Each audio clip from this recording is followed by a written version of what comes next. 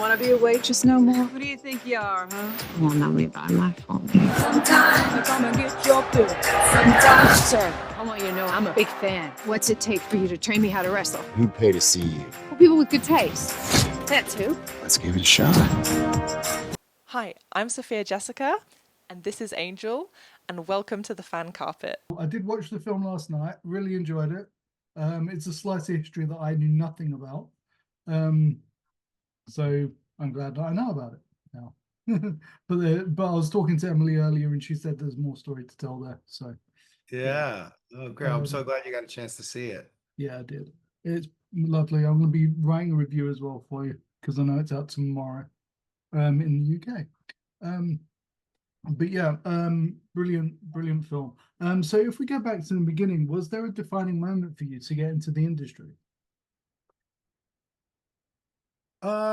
Yeah, so I started in music. I chose to start in music, one, because I played in a band in high school, and also, I had a big complex about my last name and my father growing up because I didn't meet him until I was in my 30s. So I always loved music and movies. Those were my two favorite things. And I chose to try music first, one, to make my own way, and also I didn't want anyone, thinking that I was like trying to cash in on my last name or anything like that. And I just basically made a pact with myself saying, once I get to a certain level of success in music and reach, the goals that I had set for myself, then I'm going to transfer, I'm going to cross over into film and give it my all in filmmaking. And so I started, to really study writing and directing and producing about probably like about 10 years ago, after I had, built my record label and done a level of, I hit a bunch of goals in music. And then fortunately I ended up meeting my dad, and that was beautiful. I met him about, a couple years into getting into filmmaking, and then we became the best of friends. We were actually reading Queen of the Ring together when I was deciding on trying to adapt it into a film and a screenplay. But we only got a couple years together, and then he fell ill to pancreatic cancer. But it was really just Sorry to hear that. yeah, thank you. It was really just once I got to a certain point in music, I felt like I was ready to give it my all into storytelling and filmmaking, and so here I am now. Okay, awesome. Yeah, sorry to hear about your dad. Pancreatic cancer is no joke. Yeah. So what can you tell us about Queen of the Ring? What was it that made you want to tell this story? And how familiar were you with Millie's story as the first female billion-dollar athlete? Yeah, I had never heard of her until Jim Ross told me about the book, and that was when I read the book and saw how impactful her career and legacy was, but also just how incredible the story is, and how so many unique things that she went through and happened. The fact that she was unknown actually made me that much more passionate and motivated to figure out how to get a film made on her life, because I felt like it was such like a travesty to just history in general, but especially sports and wrestling history and women's history in America and around the world, that she was basically just forgotten about because her career was really before television, so she was kind of lost in the sands of time. And when I read the book, I was just enamored by her story. I was so entertained, and it felt like a fairy tale that was actually true. So her being unknown actually really made me want to tell it that much more. I mean, not unknown, but her kind of being forgotten, and none of my friends that were big pro wrestling fans had heard of her either. And this was when I started getting into the book rights. It was I think a couple of years before she even got into the WWE Hall of Fame, so she wasn't even in the Hall of Fame yet. Okay. Yeah. A much forgotten American hero that is being talked about now, which is great. So what's it mean for you to be a storyteller and tell stories in this way? Oh, it puts me back into being just I always loved storytelling, but I was always, I just loved being an artist. And with my personal journey in entertainment, because in music, I went from being a singer in a band to being a record label, which is still artistic and creative, but it's not the same as, being a singer in a band. So when I really just started focusing on filmmaking and writing and directing, it really just allows me to be an artist again, which is what I loved being as a kid. And even though I'm very good, in a lot of things on like the business side, I was successful in there because of my creativity and my instincts, not necessarily my like organizational or like business Mm, skills. So it's been very cathartic. To be able to just focus on this now and reconnect, with my inner child and just being an artist and a creator. I'm envious of people that got to go to film school, right out of high school and just focused on it in college and kind of did nothing but that, for all of their 20s. And I spent all that, time mainly in the music side, but now I'm really just so thrilled that I'm lucky and fortunate enough to be able to even make movies. And I just love independent filmmaking. I love independent cinema, and I think now that we're living in this time where everything is just these massive corporations and everything's merging and everything's consolidating into just these like, this kind of dystopian 1984 world, I just feel like independent storytelling and independent film is so important to like, keep alive. So I'm really, really committed to it. absolutely. And I mean, let's be honest. I mean, independent cinema is where it's at.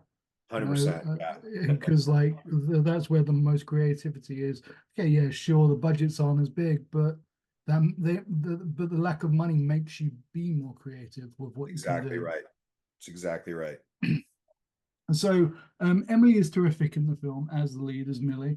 I loved her in Arrow for 8 years. What was it about her that made you realize that she was the perfect person to lead the film? Yeah, the first thing I had to do to narrow down even like the pool of actors that could be Mildred is that you have to have a certain body type and a Hmm. frame. And even if you can put on muscle mass and whatnot, like there's a wrestler body type that had to be believable for Mildred. One to Hmm. bring her to life of what she really looked like, but also that she starts off beating men in the ring and everything else. So just from, looking at women that were in the right age range that had the natural physique, that made the list a lot shorter. And Hmm. then I actually stumbled upon Emily looking around online on an agency's website. I had never seen Arrow, so I wasn't familiar with her work, but I saw some photos of her and something in me just said, "Oh wow, she's got the body type and the charisma and the look." And then I did a deep dive and reached out to her and had a meeting and then we made her the offer and I'm just so grateful that she ended up being it because now I can't, I can't imagine anyone else being Mildred. I just think Emily crushed it. And we had some really big name actresses we were thinking about that were probably going to be very hard to get for me not being a big name director and not having a big studio behind the movie. But in hindsight, I just think Emily was perfect. I'm so happy that it was her, and I think everything about the film was an underdog. We had an underdog production because of the time we had to shoot and the resources and money, and then it's an underdog casting because in Hollywood a lot of people are like, oh, if you're a TV actor or you haven't been a leading role in a theatrical film, that's like crossing the Rubicon. And I said, screw it. I really believe in this girl, and she crushed it, man. I'm so proud of her performance. Yeah, it was terrific. And you're obviously surround her with like legends of cinema, like with Martin Cove and Josh Lucas, and then you've got Deborah Ann Woll, and you've got Francesca Eastwood. It's like a who's who of talent there. It's like it's a massive achievement, it really is. Oh, thank you. Yeah. So do you have any memories from filming that stand out to you, something you won't forget? I do, yeah. My son is actually the baby in it. And he was about 1.5, and being a dad, because I didn't grow up with a dad, it's like so cathartic and magical, and it's just my favorite thing in the world is being a father to my son. And there was a moment when we were filming the main event, the ending of the movie, and he had been on set throughout filming, and he'd been hanging out with me in Video Village and stuff. But there was a moment when we were filming the end, and I'm so proud of that final match. To me, it really delivers for like the main event of a sports film.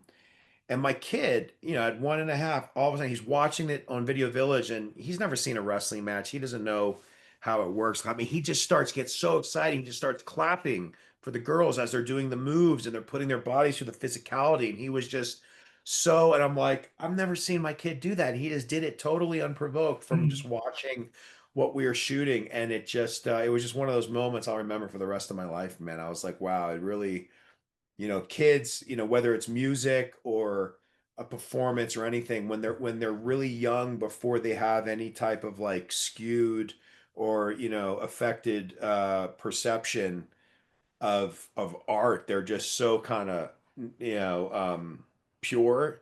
And it was just really affecting him, and I was like, well, that's a really good sign, because if it's getting the 1.5-year-old, I think we have a good chance of it, getting the grown up. So yeah, that was probably one of the most memorable moments. And also just from an acting perspective, when Emily is performing as Mildred in the mirror after, yeah, I don't want to give it away if anyone's watching or listening to this hasn't seen the movie, but there's a moment in the mirror when she's having to explain why she's not doing something that the audience is going to expect her and want her to do. Mm. And it's a very nuanced, pivotal moment in the story. Her face is beaten, and I always thought when I wrote it, I read it in the book, I'm like, if this scene doesn't work right, it's gonna fuck up the whole movie. And Emily just like crushed that scene, and we shot that early on because you don't shoot chronologically, you're just shooting whatever location and timing Mm. wise makes sense. And so once she nailed that, I'm like, oh, we're gonna be great. Like she totally pulled it off. So that was the other moment I think that really I remember just immediately thinking about it. Awesome. Yeah, she is an amazing talent.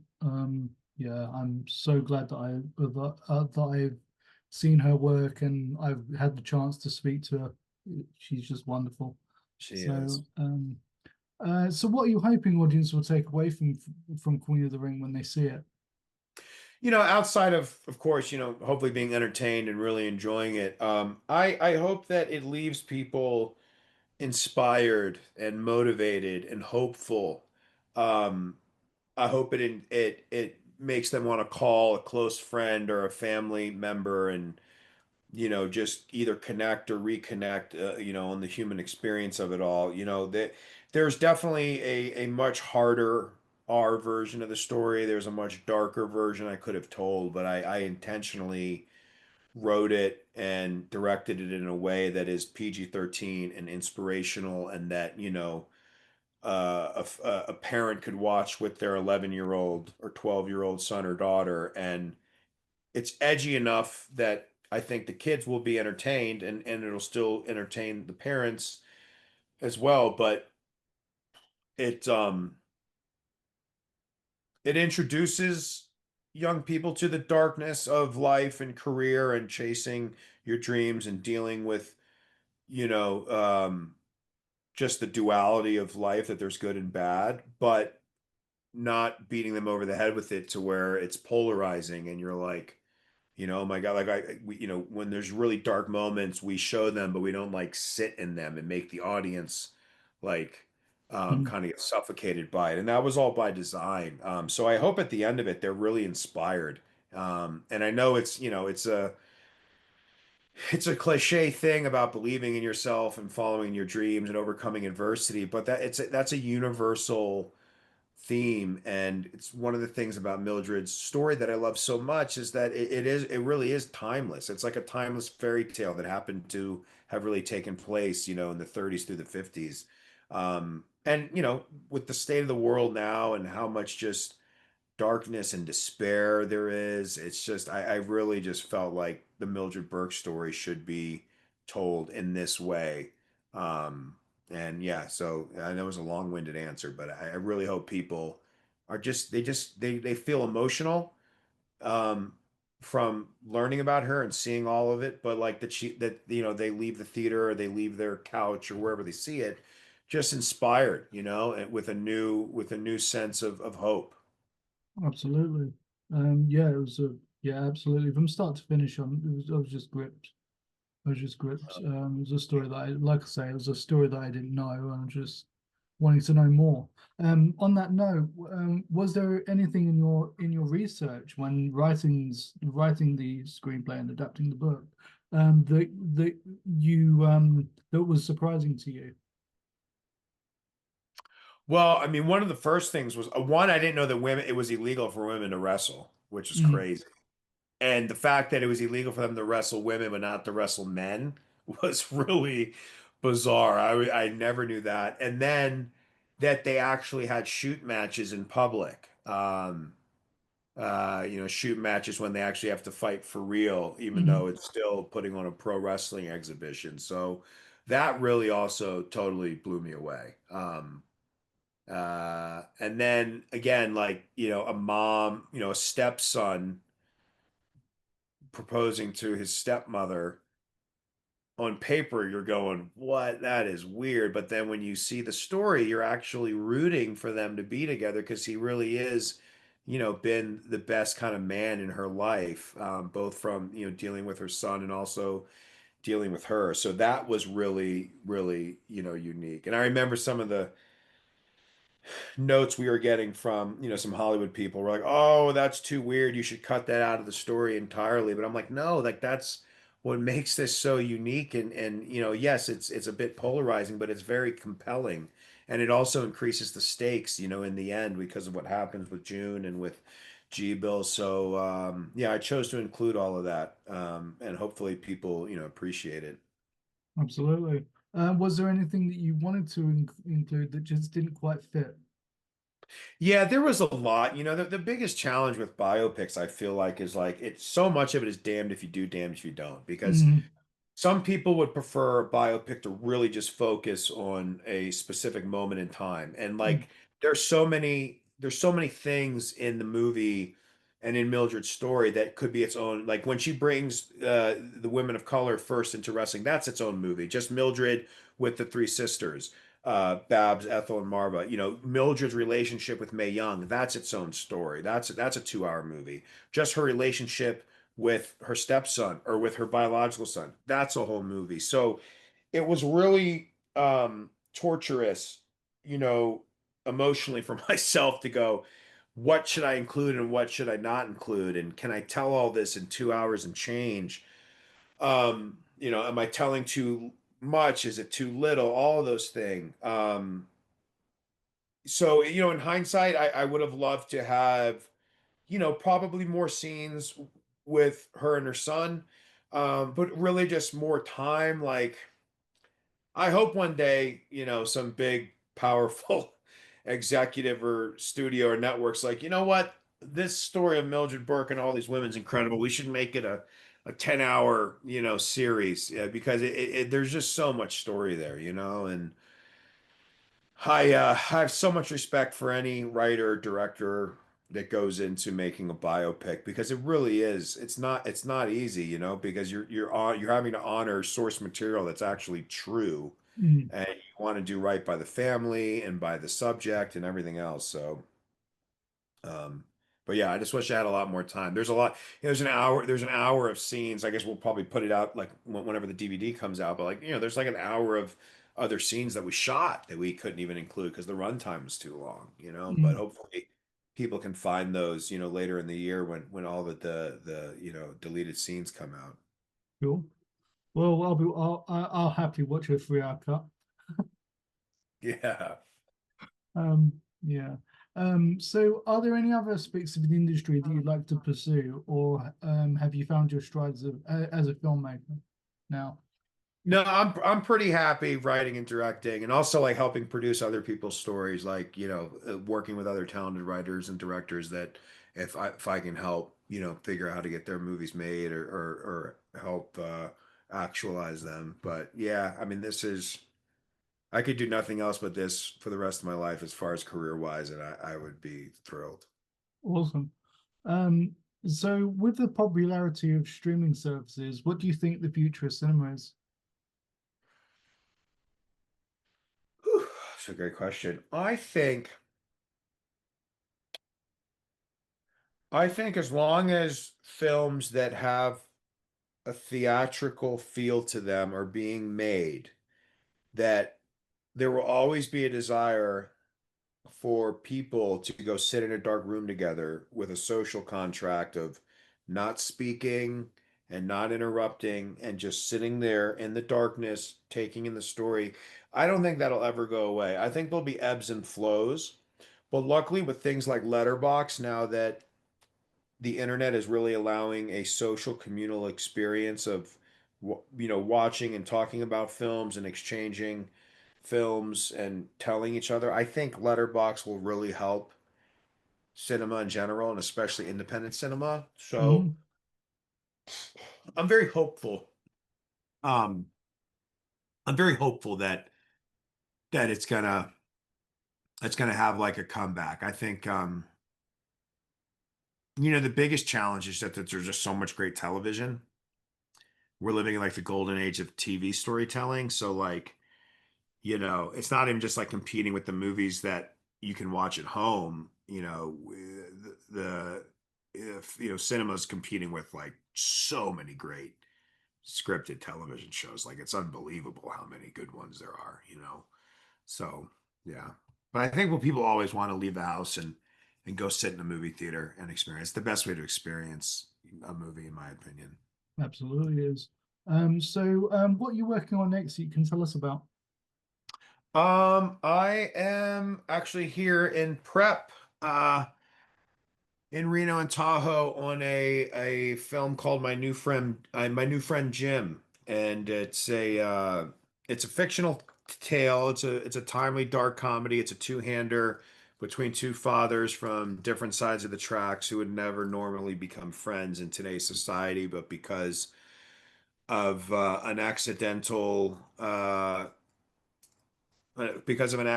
murder, they end up confiding in each other and go on a crazy chase around Reno, trying to find a runaway daughter as they both kind of confront their own views on fatherhood, morality, and justice. I don't want to give too much of it away, but it's Sounds a fun though. really, yeah, I'm really excited about it. Yep, sounds fun. Look forward to that. Yeah, and I So hopefully will make a Gorgeous George biopic in the next couple of years if no one beats me to it. okay, yeah, that'd be cool. He was an interesting character, Yeah. and I know there's more story to tell there.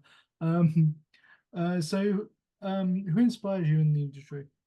This guy right here is one of my all-time favorites, Oliver Stone. Oh yeah, I'm a very, very big Oliver Stone fan. Um, he's definitely a top three for me. And like I mean, there's so many great filmmakers. My father's an inspiration. I'm a big Darren Aronofsky fan. There's the list goes on. But yeah. really, anyone that that is telling stories, whether they're the writer or the director, that just I mean, some of my favorite movies are like A Time to Kill and The People vs. Larry Flint, and um, I just love tales that really shine on the human experience and our humanity of light and dark. The duality of existence, on this earth. That's really what always touches me the most. Awesome. Yeah, absolutely. So just finally, where can we find you online to keep up with everything you're doing? Yeah, my most active, I can't figure out how to get into my Facebook or my Twitter. I don't know what happened. And I can never, there's always asking for some generator code and I can't ever get it right. But Instagram's probably the best thing. That's the one that I try and check every, couple days. So my Instagram is just my name, ASHAVILDSCN. And then my company's Sumerian. So there's a Sumerian Records and a Sumerian Pictures accounts as well. But me personally is just my name on Instagram. Awesome. Is Queen of the Ring on socials? Yeah, it is. Queen of the Ring is a lot more organized than me. Queen of the Ring has a Facebook page, an Instagram, a Twitter, and then there's things on YouTube. But yeah, it does have a pretty good Instagram and Facebook page going, and Twitter's there too. Yeah. Awesome. All right. Well, this has been wonderful. Thanks for taking time. And I look forward to whatever you do next. Awesome, man. Thank you so much, Marc. Great to No meet you. worries. You too. Take care. Cheers, my friend. Bye. Thank you. Bye. Thank you for watching The Fan Carpet. Please follow us on Facebook, X, and Instagram for more content. Bye for now.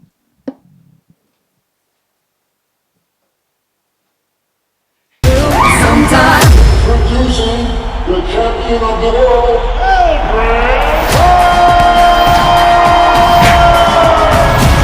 Sometimes get on board.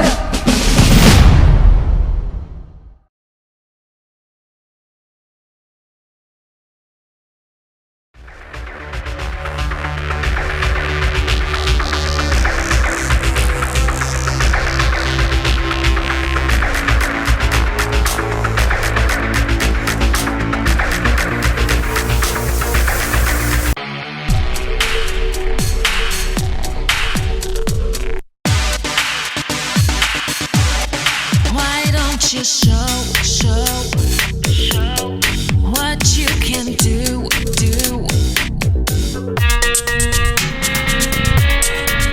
I hear a siren. Maybe you were wrong about me. I'm dangerous and still. Why don't you give me a sign, like the sea that leads a trail along that shore? It's not your problem, it's mine. Everybody thinks that I'm okay. Sometimes I think I am too. I'm on the outside looking in, I'm waiting for the shockwaves to begin. Oh, won't you let me hold you for one time? Just a rainy day in a London cafe, a London cafe. So give me one last serenade. Say to me, or swear at me till the night turns into day. And it was a shame when daylight faded, because we didn't notice at all.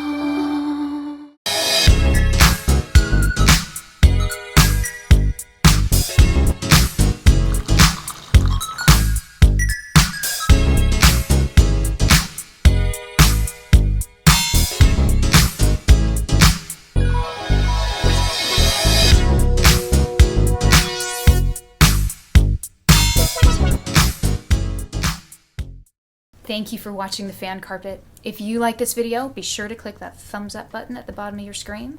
And also be sure to subscribe to the Fan Carpet YouTube channels. They're absolutely free and so much fun too. Be sure to check out the official website, thefancarpet.com. Also, you can follow us on Facebook, Twitter, and Instagram to stay up to date with reviews, competitions, the latest news, and so much more.